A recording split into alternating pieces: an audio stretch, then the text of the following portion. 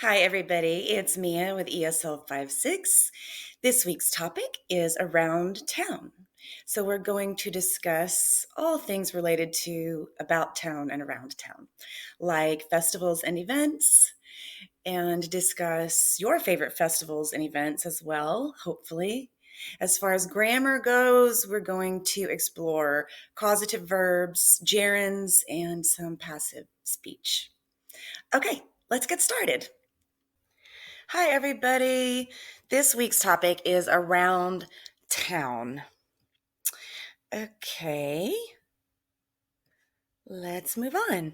So, some things we're going to hopefully learn or explore are practicing passive indirect speech, causative verbs, and gerunds, learning about local festivals here and hopefully where you're from as well, practice conversation about popular events in different countries, learn common around the town expressions. Okay, some conversation topics that we could explore or you could explore with a friend. I'll just go through a few of them. What are some popular events in your country? Do you prefer to do your business in person or online?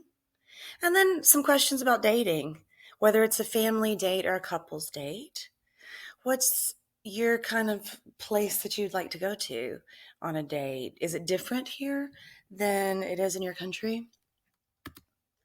Okay, Jazz Fest is a really popular festival in New Orleans, and due to COVID, um, New Orleans has not been able to um, have it live. So last year, a radio station, WWOZ, replayed one from previous years. We'll learn about more.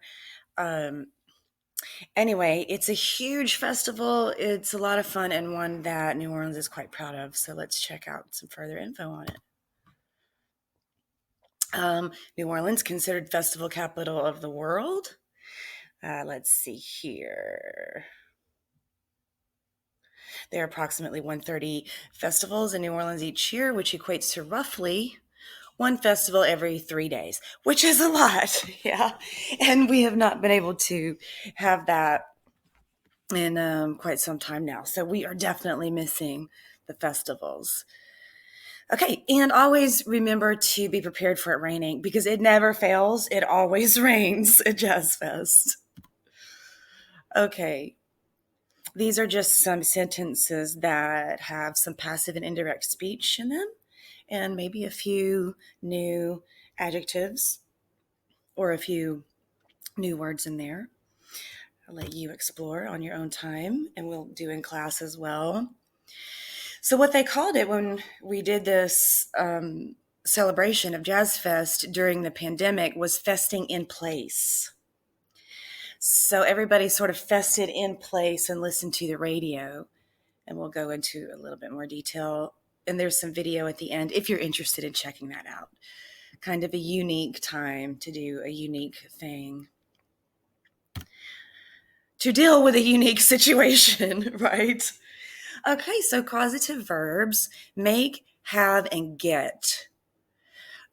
I thought we would focus a little bit on these because these are common verbs to get confused about when to use them. So, just to check out a couple of examples. She made her son be home by 11 since it was a school night. Okay. She made, so she forced her. There was no choice in the matter, right? She forced her son to be home. And be is, if you notice, does not change tenses. So the second verb never changes a tense in this case with causative verbs. Alrighty. And then when you look at have or had, you see that's a way of saying I asked a friend. I had a friend go with me. Kind of asked a friend to go with me. He got his neighbor as you persuaded him. I got him to do this. I got her to do this. Okay. Verbs plus gerunds and infinitives. Just a couple of examples. I don't mind being in large crowds. I don't mind being, right? ING. Um, I like to do things outdoors whenever possible. I like to. I don't mind being, verb plus ing. I like to do, verb plus to, infinitive. Verb plus gerund or infinitive. Examples. I like riding my bike. I like to ride my bike. I love working. Or you could say, I love to work. Or in this case, my example was, I hate to work, et cetera, et cetera. In this case, I said, I hate to work in an office. Maybe you love to work in an office. But those are just examples of using gerunds or infinitives. Okay, common expressions that we can explore. Get around, throw down, huge, hit, a blast, run around, packed, bumper to bumper, out on the town. And here are some examples of some of those expressions. How do you usually get around? Do you walk? Do you ride your bike? Do you drive your car? Do you Uber? Do you take a bus? Okay, just for fun, here's some extra videos and links to some, well, this is an interview and also some amazing music. And this is a fun video about the festing in place that was happening. Okay, that's it, guys. End of class.